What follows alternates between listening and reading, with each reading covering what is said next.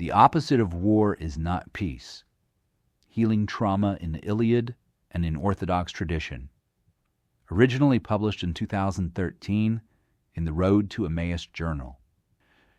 In his social ethics seminars at Holy Cross Greek Orthodox School of Theology in Brookline, Massachusetts, Dr. Timothy Patitsas, assistant professor of ethics, provides invigorating and thought-provoking lectures on the Orthodox ethics of war. In the following interview, he utilizes fresh and unexpected sources from Scripture and the Holy Fathers, classical Greek literature, and contemporary psychotherapeutic research to show how an Orthodox worldview anticipates and complements the most original insights of scholars in the wider academy. Dr. Patitsas, it's not surprising that as an ethics professor you have a theoretical interest in the Christian ethics of war, but do you also find this topic compelling as, specifically, an Orthodox Christian? As both an Orthodox Christian and an American, yes. I was born and raised in the United States with its huge military, slightly larger in terms of expenditure than that of the next 13 countries combined. I was raised to respect this might, to be grateful for it, and to honor our soldiers. But of course, as Americans, we are not only experiencing the after effects of wars fought in the 20th century, but already in this new century we've been fighting in Somalia, Iraq, Afghanistan, the Philippines, Pakistan, Yemen, and other places, sometimes mainly with our drone strikes. For centuries, the Byzantines waged similarly amorphous struggles against similar opponents, and I think that if this were widely known, many people would wonder what they would have to teach us. The one book to draw this comparison explicitly is Edward Luttwak's The Grand Strategy of the Byzantine Empire. Byzantinists have qualified portions of Luttwak's work, but in the main it is familiar to anyone who knows Orthodox theology and Byzantine history. In reading Luttwak, I was most impressed by two things about the Byzantines. First, the great length they went to avoid actual combat engagement with their enemies. What we call the Byzantine army was really the Christianized Roman army, the most experienced army in history to that time, and yet their attitude was, even if you are really powerful, in battle, things can still go terribly wrong. They also knew that morally war is a questionable enterprise, and although they certainly fought wars, they also used all sorts of negotiations and devices to avoid them. What else impressed you about Luttwak? How Eastern and Western Christians each thought about the ethics of war. For the West, by the time of the Crusades, war might in certain cases not be morally ambiguous. A blessed cause for war makes the war an unqualified good, and therefore participating in it is not a sin. Even killing in war is not a sin, but can in fact be part of a holy service that absolves you of your sins. What the Orthodox Byzantines retained was an older Greek notion that war inevitably damages the soul. Even in a just cause, in self-defense, or to protect innocence, participation in war still harms the soul in some measure. And so I came to the realization that the Byzantine employment of religious rituals around war, inviting priests to bless troops and weapons, to pray before battles, was not a blessing of warfare as such, although they certainly prayed for victories, partly because they saw them as the quickest route to peace. Rather the reverse. The primary purpose of such prayers was to inoculate the soldier against a particular kind of damage that could occur to his soul during war, what we refer to as traumatic stress. These acts of blessing, still retained in Orthodox countries, are not to be understood as the Church pronouncing war good, but exist precisely because we know that war is always evil. Let's put this more intimately. These soldiers aren't strangers to us. They are our kids, our relatives. And moreover, they are not disposable. We want them back when this evil has passed. So of course we don't just send them into battle spiritually defenseless. We give them every armor, so that when they experience the horror of war, it won't destroy them spiritually, psychologically, or emotionally. Again, the Byzantines were not saying that war could be made holy, but that its innate destructiveness would overwhelm us unless we bound ourselves tightly to our ultimate holy values. For the Byzantines, that meant the cross of Christ, the Church. American soldiers also defend their psychic integrity by binding war to their most sacred values. Since we are Calvinists, that means above all that we interpret battle in terms of work. It's not killing, it's completing the mission. Cartoonist Gary Trudeau quipped in the first Gulf War that so many soldiers were describing their own involvement with the words, "I've got a job to do," that the NBC News theme for the war should be amended from America at War to America at Work. Other supreme American values are also called upon to make the chaos meaningful and save the soldier's soul. Cleanliness, and we say of the enemy, waste him. Discipline of the weak is an unavoidable duty, and we call upon our soldiers to hurt those little people. Or, of their own comrades, soldiers in Vietnam might say, he's screwed up. And of course, sex, as in, we effed them up. Clearly, work, cleanliness, discipline of the errant, and sex can be positive values, but they won't safeguard your soul in a time of trouble the way the cross will. Today, in the secular West, we are recovering that ancient understanding.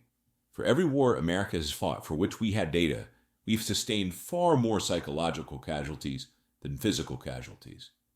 In his book, On Killing, The Psychological Cost of Learning to Kill in War and Society, David Grossman, a lieutenant colonel in the U.S. Army and a practicing psychologist, talks about periods in World War II where the Army was discharging psychologically wounded people as fast as it could bring in new soldiers. The old notion that because a war is just, it is somehow not going to hurt you is gone. No serious person in the psychotherapeutic or American military community accepts that at this point. Maybe we will persuade other Christians as well of our crazy Orthodox view, and maybe we won't. But for now, a major component of the Orthodox position has become part of both secular science and official U.S. policy. Although they don't yet know how to inoculate people psychologically against war or to treat them, everyone accepts that war always causes some setback spiritually and psychologically. How much of our Orthodox view is from the New Testament, and how much goes back to the classical Greek philosophy that fed into Byzantium? In Romans, St. Paul commands Orthodox Christians to respect soldiers in the government and their divinely appointed mission to keep the peace. In the narrative of Christ's crucifixion and in the martyrdom of Ignatius of Antioch, there is respect for the office of the soldier. This is what you have been appointed to do, and even Pilate is reduced to that necessity. A soldier is in a position where he may be ordered to use violence, and there's not much he can do about it. More positively, in church hymnography, we understand that the timing of Christ's incarnation was related to the fact that most of the known world was then gathered into one family by Caesar Augustus. The Christian empire became an image of God's oneness. There is one God, and with the Christian emperor, there is one earthly ruler. And yet, the church still maintained that killing is always wrong, and that Christians should not, if possible, get involved in these things. We have many examples, including the Russian passion bearers Boris and Gleb. As the grandsons of Prince Vladimir, they were raised and trained to battle, but as Christians, they wouldn't fight to save themselves or their birthright. Do you have any thoughts as to why the East and West diverged in their ideas of warfare? Even before the schism, the West constructed the just war theory and then went on to develop the idea of a Christian holy war with the Crusades. Just war theory provides a necessary checklist so that our fighting will rise above the level of pure brigandage and murder. There must be a legitimate authority involved, and the cause must be defensive, or at least have a valid morality to it. But where does this go wrong? Once while I was picking up my godson from school, I overheard two fathers speaking. Both were apparently professional men and well-educated. The first dad was very earnestly making the point that if something couldn't be avoided, if acting in some way was a part of nature, then clearly that act could not be immoral. The other father wholeheartedly agreed. As men of the world, this made perfect sense to them. But of course, as Christians, the argument from nature is insufficient because nature itself is fallen. There is an inherent tragedy to our existence in that we are often forced to do wrong things to survive and to protect our children. Rationalism loses this appreciation for tragedy, tries to talk itself out of what poetry, religion, and music know so well. The world is not what it should be, and life is not reducible to linear syllogisms.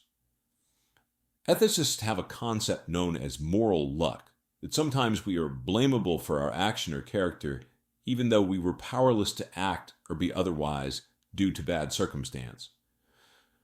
Rationalism hates luck, and ethical rationalism hates moral luck. Its existence would frustrate logical reflection. Well, war involves a whole skein of bad moral luck, and so any attempt to create a perfect intellectual ethical system about it is going to drive you very quickly away from the tragic, and let's face it, sometimes tragicomic reality of actual war. It is going to lead you in rational, logical steps to absurd conclusions. If the West is more rational, more linear, how then would you describe the East? Irrational, otherworldly? Christian Rome, Byzantium, was a perfect blend and balance of three modes of being in this world. They had the mind of the classical and Hellenistic Greeks. They had the heart and personalism of the Semitic world, of the Jews in particular. And they had the practical rationality and organization of the Romans. And while the Greek mind and the Jewish heart might both seem to us more important, in fact it was the Roman body, the Roman system, that remained their primary cultural identity in Christ. Some have argued that the West lost one aspect of the Semitic personalism while retaining the Greek respect for intellect and the Roman reverence for law and power. What the West lost or minimized with time was a particular emphasis on the way of the heart. The intellect became primary. Yet the West has had mystical saints down to the present day. At some point, though, there occurred a slight separation between the mystics and the theologians, between the cloistered prayer of the heart and the university scholars. The slightest such gap would be fatal for truly orthodox life. When the mind is no longer submitted to the heart, it becomes irrational through an excess of rationalism, and the heart becomes dull through an excess of passion and imagination. The unity of mind and heart, of mind stationed in the heart, focused on the name of Christ, is far more than a concept. It is a hard-fought spiritual force against spiritual force bodily achievement. For this reason, the true Orthodox Christian must always become a Roman first, at least in his elan. Without experience or victory in this struggle, a university scholar like myself will arrive at the false conclusion that the intellectual sins are the worst sins, pride in particular, since the intellect is higher than the appetitive and incentive powers of the soul. But in the East, the memory endured because the practice was preserved. It is the lowest part of the soul, in the appetitive powers, where the battle will be won or lost. Sensuality, which in the context of the Jesus prayer means chasing after images, sensations, even holy ones, failing to keep the basic facts of the church, is the gateway to all sin. Such self-love is the mother of the passions, pride merely her most developed and insidious child. But how does knowing this affect ethical deliberation about war? You can't do ethics of war with your mind in the first place, nor even with your heart, shall we say. Rather, starting with your body, from your duty to protect your loved ones who are forced by circumstance into combat, you must not deny that they return from war wounded through no fault of their own. They have changed, and some of them will struggle terribly in trying to re-enter society. Everything begins there. Putting the intellectual sins first misses the point of everything, because if on paper you can justify a war, then supposedly these intellectual sins aren't involved and it won't hurt you. From our Eastern Orthodox perspective, just to witness combat is already a terrible burden on the soul. Whereas the mere fact that a particular war can be proved intellectually to be the lesser of two evils, and therefore unavoidable, doesn't resolve anything. It is still individuals who kill, or at least experience those images and passionate feelings, and it is individuals who have to be cleansed, as St. Basil the Great says when he has soldiers who kill in battle refrain from receiving Holy Communion for 3 years. So you are saying that war remains evil even when justified. Is killing in war then murder? Some early Christians called it that, but St. Basil does not agree, and his penance for a soldier is not the same as the penance for a murderer. So the motives outlined in the West just war theory do apply in the East as well when you are distinguishing types of killing according to logical criteria. Killing in war is ethically distinct from murder. However, the fulfillment of the just war criteria is not sufficient to inoculate us from war's evil. It still hurts us. Achilles in Vietnam. Then what do you think is the spiritual reason behind St. Basil's penance? Many people see it as a sort of punishment, but I suspect that it has something to do with healing. Yes, St. Basil was concerned with healing. Our best thinker about war and the healing of the soul after war is Jonathan Shea, an MD, PhD in clinical psychiatry, who wrote Achilles in Vietnam, Combat Trauma and the Undoing of Character. Shea says that the Iliad, our oldest Western epic, was designed as therapy for post-traumatic stress. It was written and recited to fulfill this role, and it did so successfully. Simone Weil said that the Iliad is also the only epic in Western history that doesn't take sides between two warring parties. It mourns the death of the Trojans as much as it does of the Achaeans, the Greeks. Shea thinks that this may have been because it was performed for and in order to heal descendants of both sides. Shea's point is that a culture that recited the Iliad orally, that had its combat veterans listening to the Iliad, was a culture that still thought that war is, as Simone Weil says, something that hurts not only the losers, but also the winners. The Orthodox position naturally grows out of this older Greek view, and in a sense, this view is older than the Church. Cultures that had taken the view, this is for the glory of Rome, the other guys deserve it, and let's get on with it, tend to be cultures where off-duty soldiers spend a lot of time getting drunk. They are self-medicating in some other, less effective way. Is the Iliad then an expression of remorse for the destruction of war? Yes, the Trojan War was a total disaster. The Iliad is a celebration of the bravery of both sides, the youth, the strength, the beauty. But these heroic men, in fact, are all too weak to escape being trapped in this conflict. It is a profound text that already has this Orthodox view of war that no one wins completely. Was it a religious text? Were the Greek gods pleased or saddened by war?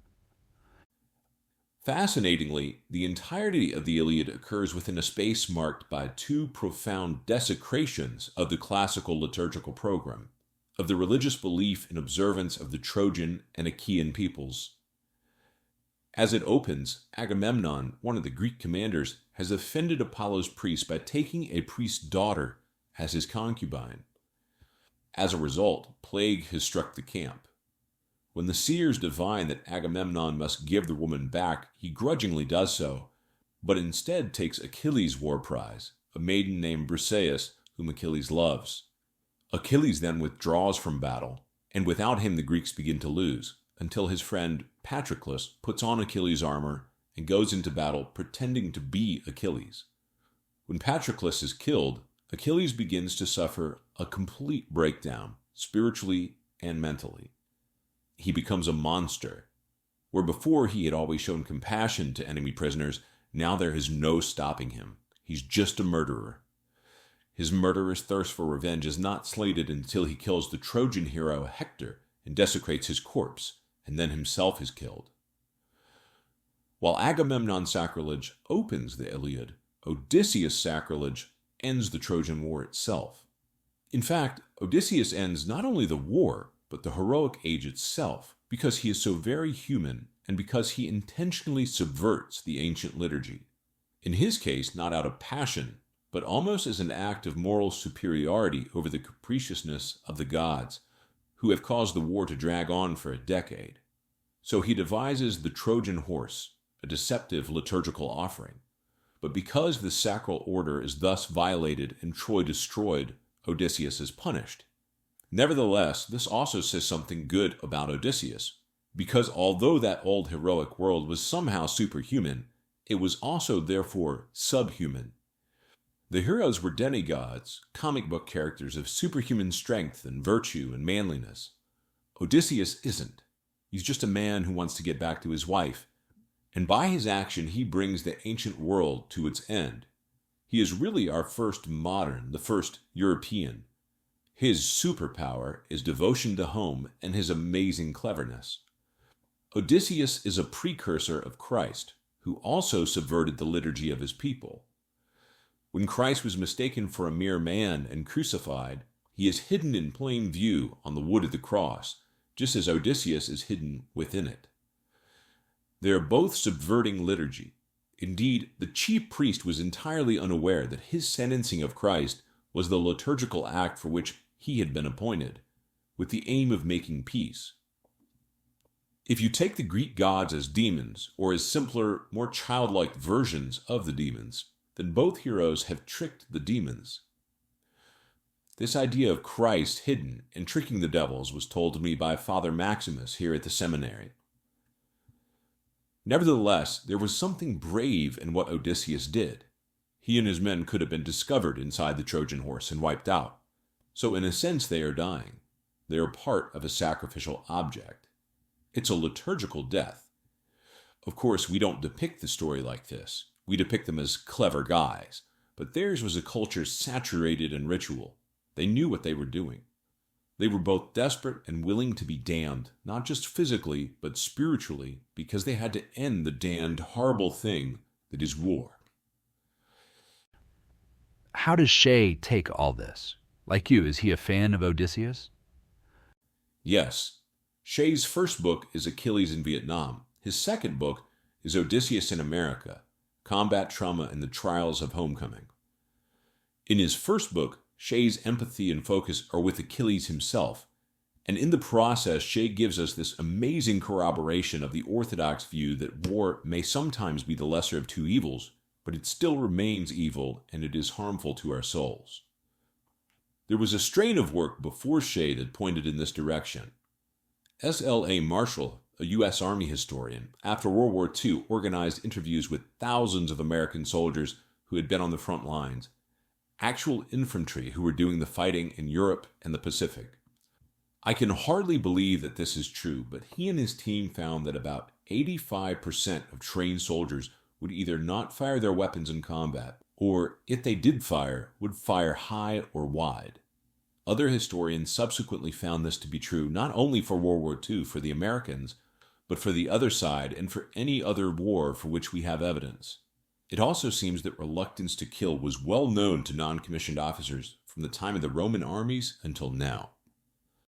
Amazing. So throughout history, most soldiers will not kill. Soldiers know that they are killing a part of their own soul if they do kill. And when it comes right down to it, most people would rather die physically than spiritually. There are a tiny minority of people who are psychopathic and sociopathic, and there are also a minority of sane people who can calmly neutralize those kinds of threats without much apparent damage to themselves, but that is a very small percentage. Grossman's estimate of those who can kill without suffering spiritually is very low, far less than the 15% who will fire at all. Grossman said that in studying Marshall's numbers, he was ashamed of American soldiers who didn't take the chance to help their cause, their nation, and their friends, but he was also proud of them for this human response. As he points out, these World War II and Korean War soldiers were not cowards. In fact, they were exposing themselves to danger, treating their fellow wounded, bringing in more ammunition. They were doing all these things, but they weren't killing. Grossman's book is now required reading for new DEA and FBI agents, and I think non-commissioned officers in the Army, because one of his findings is that most men won't fire unless their commanding officer is right there, forcing them to fire. Meanwhile, Shea's book has become very influential for classicists, who now almost all agree with his premise about the Iliad's therapeutic purpose. No scholar now feels that they can understand the Iliad without Shea, but Achilles in Vietnam also changed the way in which the U.S. Army is organized and deployed. Are they reading these books because the Army wants to find a way around this human reluctance to kill? Yes and no. After Marshall's findings, the U.S. Army went to a new method of training, or rather conditioning, by having soldiers shoot at human-like shapes that pop up at you. After this, the incidence of post-traumatic stress in Vietnam skyrocketed and hasn't stopped yet.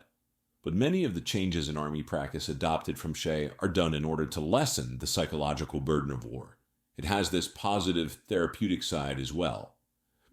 The danger would be that we Americans would understand this Greek and Orthodox view, but then become worse than we were before, by using it only, as you say, to kill more effectively and to involve still more of our young people in killing. Have the firing percentages really changed with the new conditioning? They claim it has, but I see anecdotal evidence that in a war like Vietnam, firing percentages rose when you couldn't see the enemy in jungle combat anyway. Snipers and people with confirmed kills were still a small minority of even frontline troops. If the percentages have risen, it might be because today's soldiers are farther from traditional Christianity, or because they are all volunteers and there's a higher percentage who will shoot than among the draftees of former wars.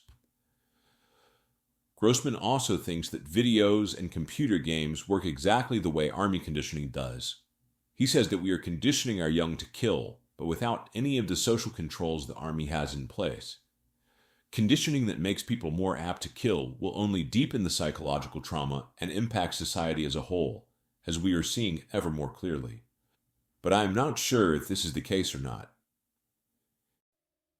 If Grossman is saying that our innate respect for life is being conditioned out of soldiers, how does this affect them as individuals? Grossman focuses on the moral cost of learning to kill and of killing. Shea is looking at a related experience. When in combat you have seen the violation of the moral order sanctioned by your own chain of command, what does that do to your character? Whereas in reading Shea you tend to focus on moral violations that are egregious, such as being ordered to kill civilians, in Grossman you are reminded that sanctioned killing in a justified war is itself a violation of human morality. Killing in war, even in a situation where the other soldier is about to kill you, will strike Marshall's non-firing 85% as a violation of social morality. The Army perhaps didn't do anything per se that was a betrayal of its own code, as in the case of Achilles, but when a young, virginal person who perhaps grew up as a Roman Catholic altar boy or as a devout Protestant sees the reality of killing, he feels that the moral compact with which he has been raised is broken. He has been betrayed by the society that raised him when they made him a soldier and told him to kill. Shea's brilliance lies in describing what can happen when you experience the violation of the social moral order.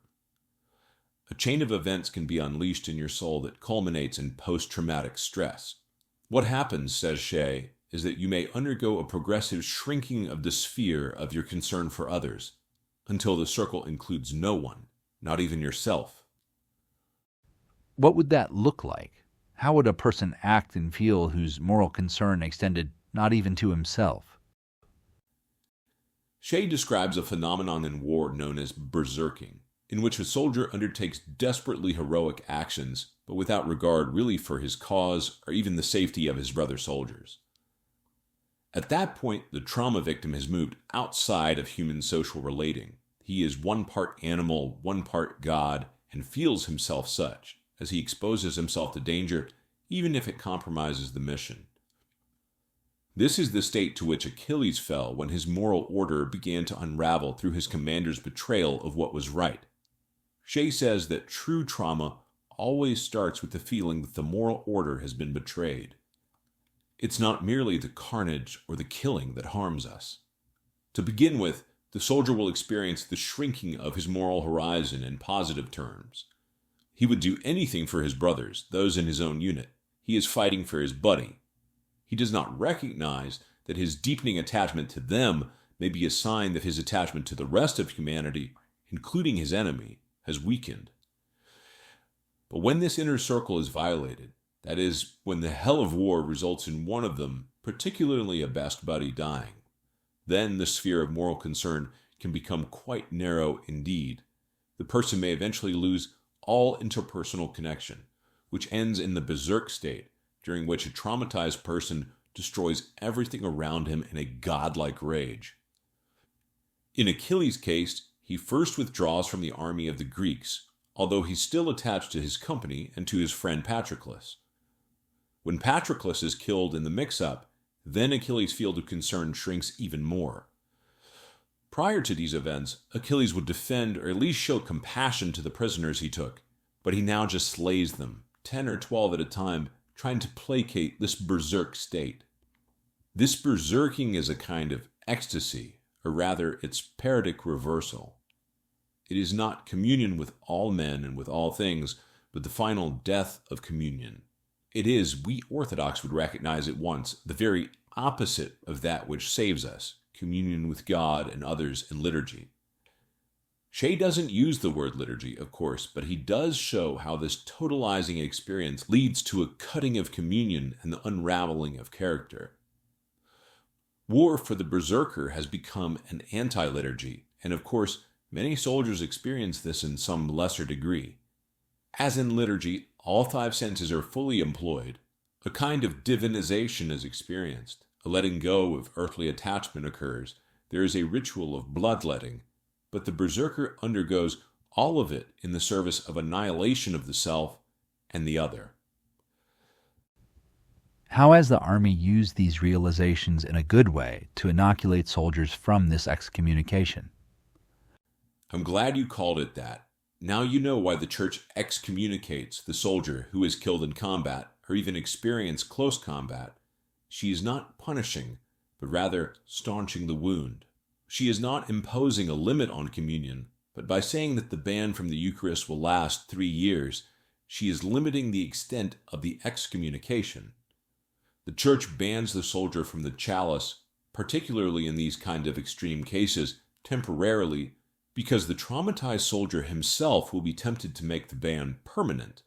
I was so relieved when I understood this. But back to the army.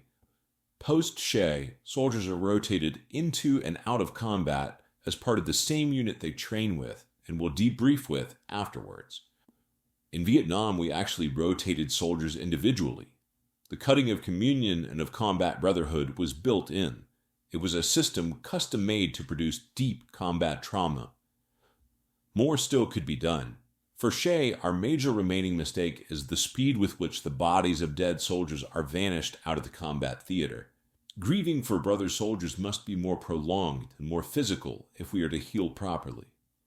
By the way, Shea isn't saying that every soldier in direct combat experiences trauma.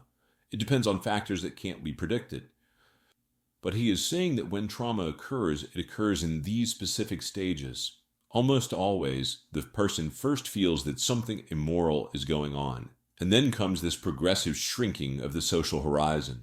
But we have to remember that no matter what a person did in war or in any situation, it's not the end. What about other forms of traumatic stress, say after childhood abuse or being in a plane crash? Although Shea is very respectful of the uniqueness of the combat experience, he believes that when trauma victims insist that their own brand of trauma was uniquely horrible, that this itself is a result of the trauma. It is a way of trying to excommunicate ourselves by showing that we have suffered as no other person ever did. In fact, brain studies demonstrate that neglect of an infant or child can be as traumatizing as more explicit kinds of child abuse or any adult trauma. You cannot really distinguish people who have been attacked, assaulted, or just neglected, because trauma is trauma. In every case, communion has been broken, and the brain and soul are deeply wounded. Shea believes there is also a commonality in successful therapy. This is all so heart-wrenching. How do your students react to it? We now have students who are combat veterans, and their major reminder to me is this: war can destroy character, but it can also refine it. The soldier is by definition a victim of what Simone Weil called the empire of might. But in the right circumstances, this will make him stronger and wiser than the man or woman who stayed at home. Many soldiers feel that they have risked their sanity and salvation for the sake of society, that there was a real sacrifice of self in that intent. As a society, we do respect that. We think, that guy has been in combat. We look up to him because he has been tested in a way we haven't. One of my students confessed that he was ashamed to still be suffering traumatic outbursts since the war. But I told him that this is exactly wrong. It is I who should be ashamed for not having dared to face the danger he faced. And we should see other victims of trauma in the same way. At some point, we have to look up to the person who was abandoned at age 6 months in an orphanage and not held for the first 3 years of their life. Their whole life may now be nothing but suffering, and they can't get well. But that person is more than us, in a way. Their connection to that ultimate trauma victim, Christ, and Him crucified, is greater than ours. Nevertheless, what Shea is after is not just the proud display of trauma scars, but genuine healing. The Church would agree. The opposite of war is not peace. Taking all this together, Shea's work, Grossman's meditations, your wider awareness that many more people than soldiers suffer the psychological wounds of trauma, your students' responses, what have you come to? Above all, this, that the opposite of war, or of any kind of trauma, is not peace, and that it is bootless to try to find peace after these events. Our psychology, with its excessive faith in the therapeutic power of getting it out, has reduced the human soul to a steam engine, and emotional healing to an elaborate system of hydraulic adjustments. Venting about sums it up. This approach is reductive. There is something deeply wrong in it. Modern psychology has nearly destroyed friendship in this country. After trauma, there can be no return to a category as neutral as peace. The opposite of war is not peace, but liturgy, the cognitive, bodily, totalizing act that steadily increases communion instead of cutting it. It's an act that purifies and knits the character together, whereas trauma unravels it. In liturgy, I give my life for the brother and sister. I renounce retaliation, and I give my very body and blood for the life of the entire world. Moreover, Orthodox liturgy enacts and teaches you actual doxological truth, whereas trauma teaches you a heretical truth. War, then, like every form of trauma experience, has always been an anti-liturgy. Can you explain this further? You aren't just saying that war is the opposite of liturgy, but that it actually enacts a false liturgy. In any all-engulfing experience, you obtain a knowledge that totally overtakes you.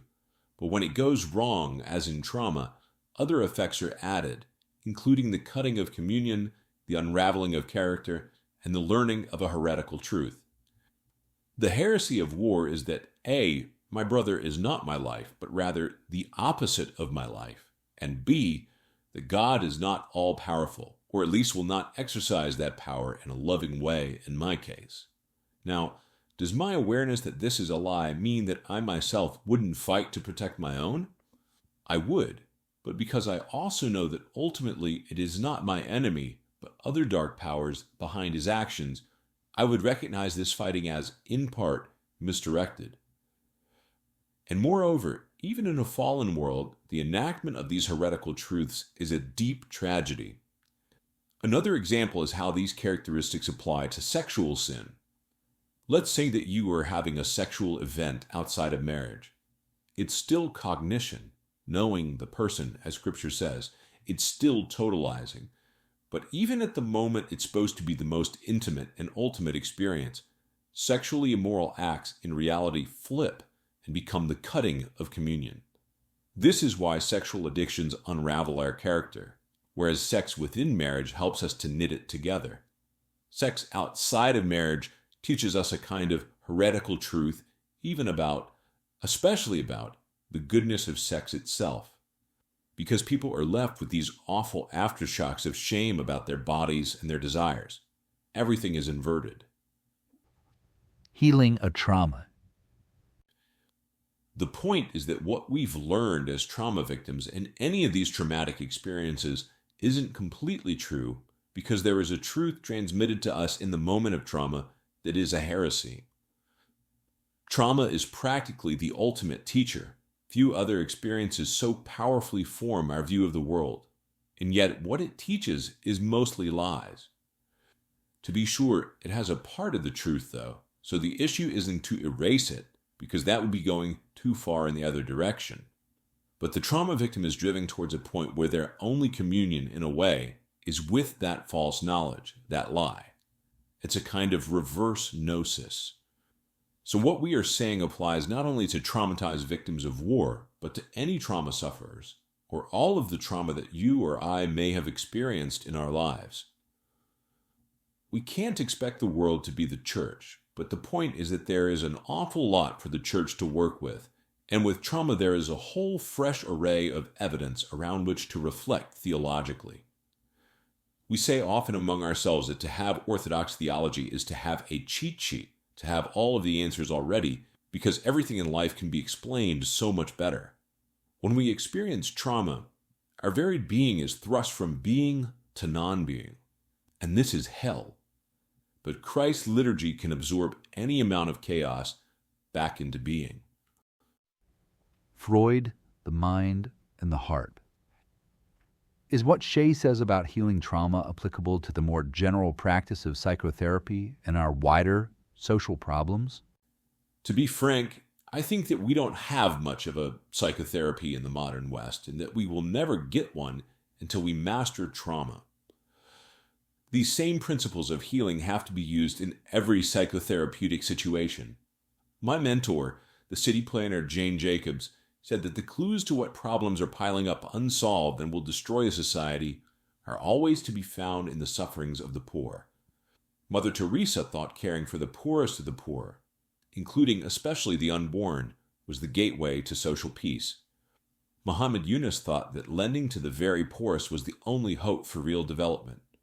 And our own Saint Silouan summed it all up when he understood that he must pray simply, "All these will be saved, only I shall be lost."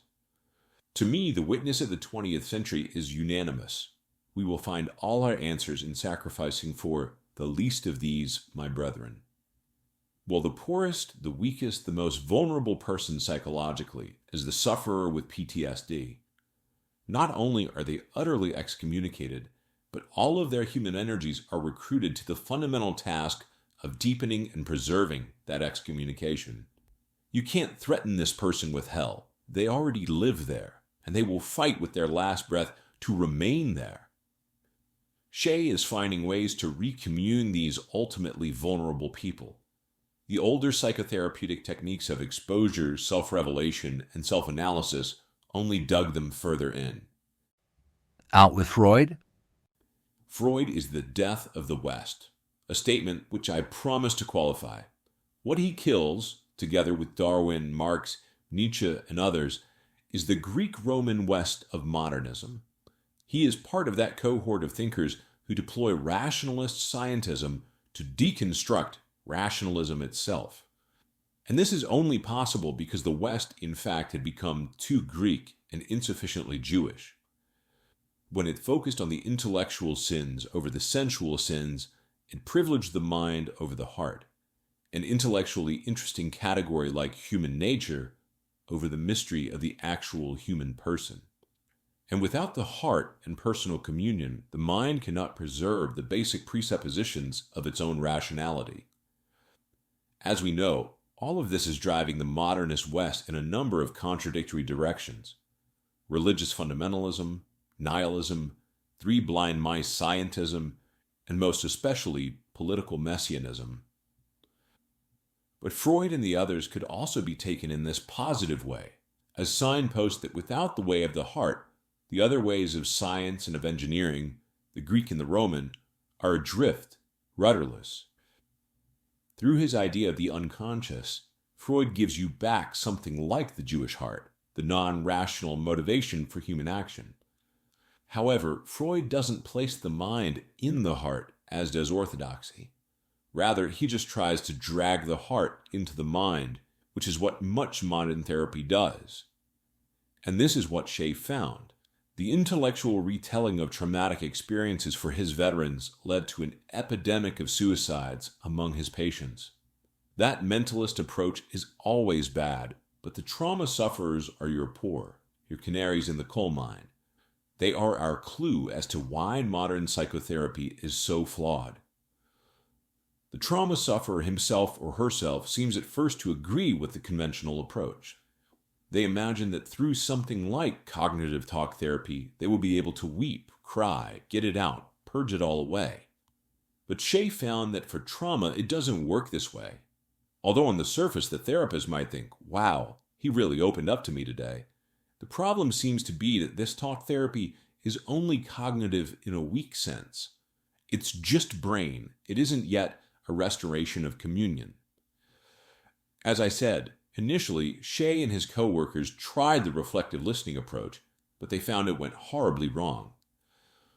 For severe victims of trauma, it led to a rash of suicides among the people who had been encouraged to talk about what they had seen and experienced. Mere talking was not yet a restoration of liturgical communion. Instead, it left them in total, killing isolation. As I said before, trauma is a deep excommunication, and thus the unraveling of your very being, which is constituted only through interpersonal communion. The worst thing that can possibly happen to a person who has been excommunicated in this ultimate way is to be treated in this cold, intellectual manner. It is the death of the soul. Only one kind of listening helps, listening in which the hearer is deeply empathic. The trauma sufferer is isolated even from himself. The therapist must actually feel for him until he can feel himself. But we've all had friends who tell us the painful scenes over and over. And although we listen with our whole heart, it doesn't help. Is there something lacking in our empathy? I'll tell you how it's done by the people who still know how to do it, but they are a small, vanishing breed these days. What they seem to somehow do, and really it turns out to be Christ acting in them, is that they take all of your pain, all of your isolation and trauma. They may do this through weeping where you can't, being outraged where you can't, or they may do it through a depth of inner life that I can scarcely imagine. What is crucial, though, at this phase is that their intention is not to change you, to heal you, or even to help you, in a sense. Their only aim is to suffer with you. Only then, and this may take years of close spiritual friendship, does it begin to dawn on you that they are suffering in your place, that they are taking on your burden, and then you yourself will demand to take some of this burden back, but now you will be ready. But this is, as I say, a vanishing art. Today it may be, but what you're saying reminds me of what I sometimes see in Russian and Greek village life, the way people listen intently. Yes, they don't listen efficiently like we do, getting so quickly to the main points and the actual root issue and the blah, blah, blah. Friendship cannot be done efficiently. So when in the Greek village you try to go too fast and say your story too completely and too all at once, they just won't let you. They'll stop you and they'll try to make up what is lacking because of what you've suffered. Because you're in a state of excommunication, they will try to recommune you in any other way, through food or touch. The talking is limited. You are not allowed to tell your story just yet. Shea points in the same direction. He said that what is needed is not cognitive processing, a listener in a hurry to download all your personal data, find a solution, and move on, but a listener who weeps where you can't, a listener who feels your hurt in ways that you can't. And even before you get to this, you need to establish good patterns of self-care for the person, a routine, decent food, a job to go to, friendships. Once the patterns are in place, then comes the empathic listening. Reflective not in the sense of intellectual bounce back, but heart bounce back. In fact, you don't want to be cold while the other person reveals himself. You want to be touched. And this guy, who maybe even isn't saying too much, sees that you are touched. He may not acknowledge what he's seeing, but he's secretly touched that you are crying with him. That is the aim of this therapeutic relationship, to feel the emotions that he can't feel, to recommunicate the person whose trauma has placed him outside of human communion. We started our discussion about Shea by saying that the Iliad actually healed combat trauma. Is this how? The Iliad did this. It was recited to a group of veterans who felt those emotions on behalf of Achilles, Ajax, and Odysseus, who in the story go through just what they had gone through. The listeners are healed because they are greeting for other heroic and ideal combat veterans. The first step in healing, of course, is to remove the person from the trauma, but then we engage this social aspect. If there are very good relationships in your life, then the bad relationships can be assimilated. If the person has this closeness to Christ, to Panagia, to the saints, as well as to other people, then little by little, other things can be digested and find their place, because the person is not done. No one is done, especially at age 22 or 25. But there have to be enough good patterns and relationships in place to help these other things fit in. The forces recommunicating you have to outweigh the forces excommunicating you. Also, for those who are helping, God's grace has to be a living experience that is transmitted, not just talked about. A society that has a means of therapy for traumatic stress is going to recruit into its functioning self-awareness many restored victims of traumatic stress. But these people are not like us. These people are better than us because they've been through hells that, God willing, we haven't experienced. So now, when they receive this healing and are transfigured, what they offer to the church and society is really great. Now you have these people like your councils of war, and this is what Shea says that the Iliad leads to. You've got people who are healed from traumatic stress in the council deciding, is this war worth it? That's not where we're at now. How many of those in command have faced what these people have faced? From the Iliad to Christ. What Shea is arguing is that the performance of the text itself was the therapeutic act for Ionian society 600 years before Christ. That act of listening to the recitation of the Iliad from someone who knew it by heart over days or weeks worked because it took place in a communal setting among other survivors, and it showed a kind of universal compassion to all of the soldiers equally. Because in the Iliad there are no good guys or bad guys, its performance helps you to renounce resentment and villainization. It is the beginning of reversing this excommunication of resentment, the wind of hate that Grossman talks about. In the Iliad, the wind of hate is itself the villain. It is a force, and everyone is the victim of the empire of naked force. So, to bring this amazing conversation to a close, can you pull together Shea's principles of healing trauma in the context of Christ and the Church? The first level of those who truly help is not only listening, but crying with them. If the healer is able, he can go further and take my traumatized life on his shoulders and carry him. But this is much harder because you are often going to lash out at the person who tries to bring you back into communion. You may hate them before they are done loving you. In a sense, the Christian priest or therapist or friend doesn't have to take on the burden of me because Christ does it. And in fact, if they do it in a wrong way, it could destroy them. They have to let Christ do it, and that is exactly what Christ did on the cross. It's not only his trauma he is experiencing there, his torture and crucifixion, but all of our trauma from all of human history, past and still to come. This is real divine justice. You've been traumatized, and you have the right not only to forgive, but to strike back somehow. The striking back doesn't accomplish anything, but that impulse is God-given, and Christ lets you do it to him. This is also the mission of the priest. He goes into a parish, he receives the chaos into himself, and converts it into life. If he is able to do this, it is because liturgy has become innate. He is not just the priest, but he is also the victim, because he's going to take it from everyone. When you go to the Holy Sepulchre in Jerusalem, it's an all-encompassing experience with Golgotha, the tomb of the Lord, and the place where St. Helena found the cross, all under the same roof at varying levels. The one thing you may not have heard about is a stone slab near the entrance. This is the anointing stone. The present one is from the 14th century, but it is located at the traditional site where they anointed the Lord's body after taking him down from the cross. All kinds of people have experienced trauma or read about trauma and may think, where was God then? Our intellectual, rationalist conception of God is that he is up in his remote perfection and we're down here taking it on the chin.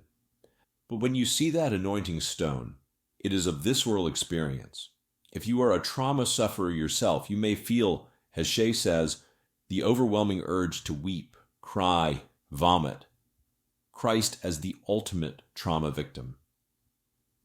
But notice that the Orthodox Church does not replay these events in a dramatic way. Holy Week is not a hyper-realistic passion play. For those who get it, the restrained way in which things are said is enough. And for those who don't get it, well, I hope they never do. In film today, if they are going to show you some traumatic event, it's a writing in flesh, almost a kind of pornography. They so spell out the traumatic event with music and camera angles that they try to put you through it yourself. The only way to tell you the story is to make you suffer. That is not what Homer or Holy Week is doing, but that's what a passion play or a certain type of retelling of Christ's life can become. But when you see the anointing stone, it all suddenly hits you, and you wonder, how can one person take that much? There's even a message here for those wounded by rape, because on Holy Thursday, when we process with the cross, we sing the antinomies such as, the one who hung the clouds, his wrath in a shroud. But another one is, the son of a virgin is pierced by a spear. His body is violated and abused, but we don't stop there. The point of Christ's suffering, his liturgy, is that he can take all of the chaos of the world, not just the chaos of non-being, but the chaos of fully formed being acting evilly. He can take all of that, everything, and convert it into life. Now that is liturgy, and that is the opposite of the hell of war. I suppose that it is peace also, but a dynamic peace that is both hard-won and a free gift of grace.